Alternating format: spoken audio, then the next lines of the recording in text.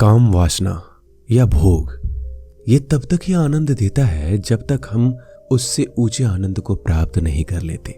अगर एक बार हम उससे ऊंचे आनंद का स्वाद चख लेते हैं तो काम वासना का मजा विलीन हो जाता है। युवा अवस्था एक आदमी के जीवन में एक ऐसा समय होता है जिसमें उसकी काम वासना उसके चरम पर होती है।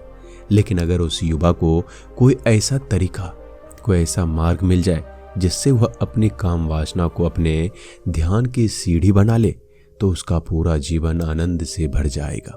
चाहते तो सभी हैं काम वासना से छुटकारा पाना, लेकिन इससे छुटकारा पाने के लिए वह क्या करे?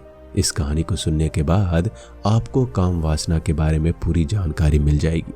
इससे पहले कि आप इस कहानी में खो जाएं, इस चैनल को सब्सक्राइब कर लीजिए।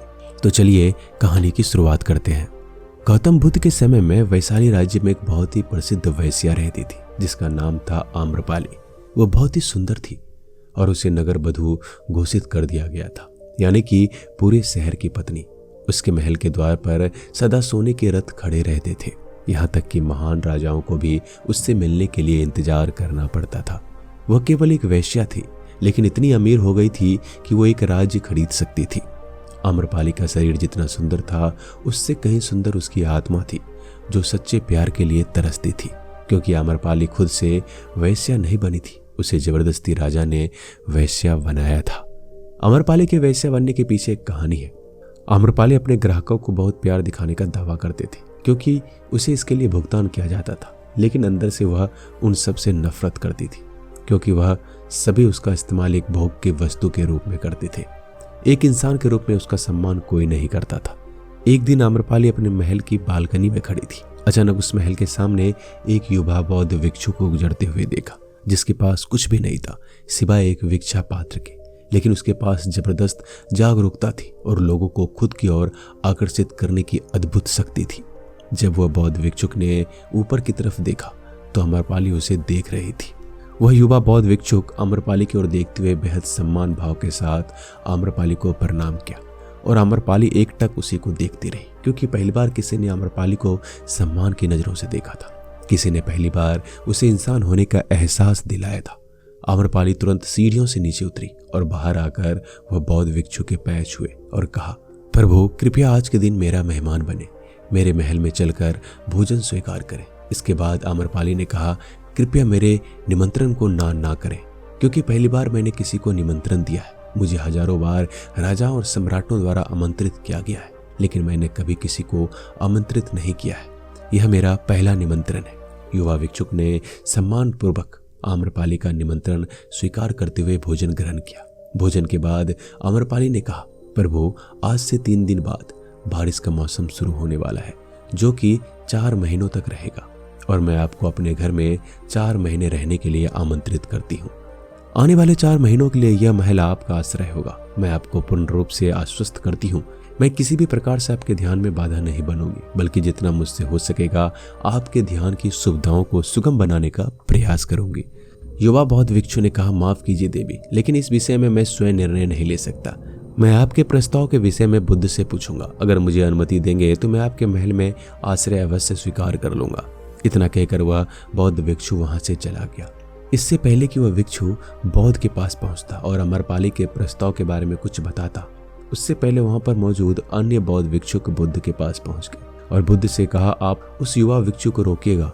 आम्रपाली ने उसे 4 महीने रहने के लिए अपने घर बुलाया है। आम्रपाली एक वैश्या है और एक भिक्षुक एक वैश्या के घर में 4 महीने रहे, ये सही नहीं है।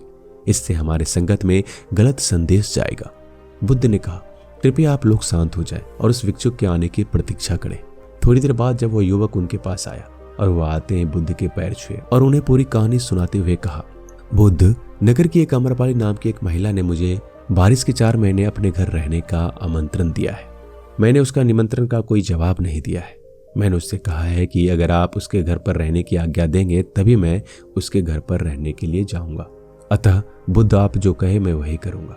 वह युवा भिक्षुक ने आम्रपाली के विषय में वैश्या शब्द का प्रयोग न करते हुए केवल महिला शब्द का प्रयोग किया। बुद्ध ने उस युवा भिक्षुक की आंखों में देखा और कहा, तुम रह सकते हो।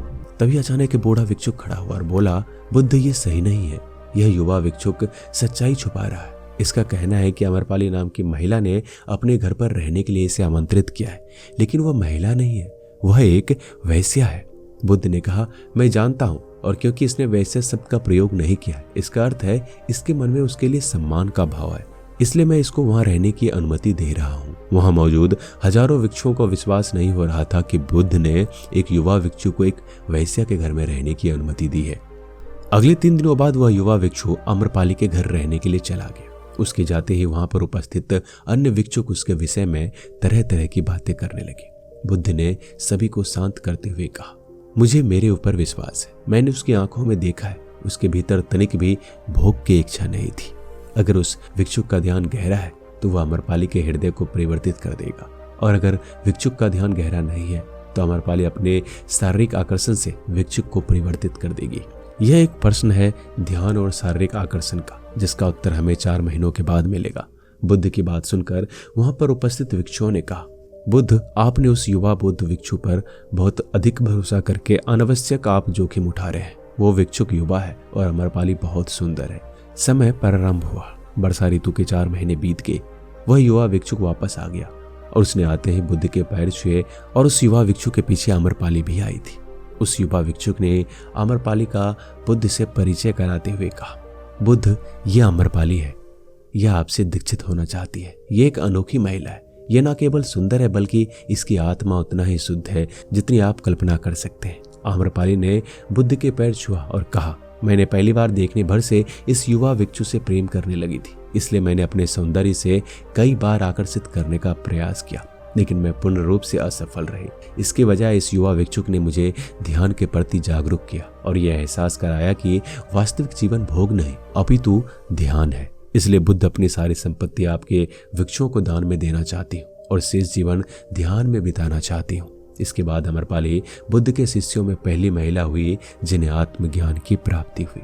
बुद्ध ने अपने पंथ के सभी शिष्यों से कहा, यदि तू वेश्याओं की संगति से डरते हो तो उस डर का उस वेश्या से कोई लेना देना नहीं है, बल्कि वह डर तुम्हारे बेसुध मन की उपज है, क्योंकि तुमने अपनी कामुकता को दबा दिया है और काम ऊर्जा को दबाया नहीं जा सकता, इसको केवल रूपांतरित किया जा सकता है। दोस्तों, हम सभी अपनी काम वासना को खत्म करने के लिए उसका दमन करना चाहते हैं, उसको दबाना चाहते हैं, लेकिन काम वासना एक ऊर्जा होती है, एक एनर्जी सोर्स होता है, और एनर्जी कभी खत्म नहीं हो सकती बल्कि वह रूपांतरित हो सकती है। अगर आप अपनी काम वासना की शक्ति को दूसरी जगहों पर दूसरी दिशाओं में परिवर्तित कर देंगे तो आप काम वासनाओं से छुटकारा पा पाएंगे। इसलिए याद रहे, काम वासना से छुटकारा पाने के बारे में हमें सोचना भी नहीं है, हमें बस अपनी ऊर्जा को परिवर्तित करना है। और वो ऊर्जा हम कहाँ पर लगाएंगे, हम उसे अपनी रचनात्मक शक्ति के लिए प्रयोग कर सकते हैं, ध्यान के लिए प्रयोग कर सकते हैं। और जैसे जैसे हम आगे बढ़ेंगे हमारे जीवन में काम वासना से भी ज्यादा आनंद पैदा हो जाएगा, और उसके बाद काम वासना का आनंद हमें उसके सामने तुच्छ लगने लगेगा। अगर ये कहानी आपको ज्ञानवर्धक लगे तो कमेंट सेक्शन में जरूर बताइएगा। मिलते हैं जल्दी एक अगले कहानी में। धन्यवाद।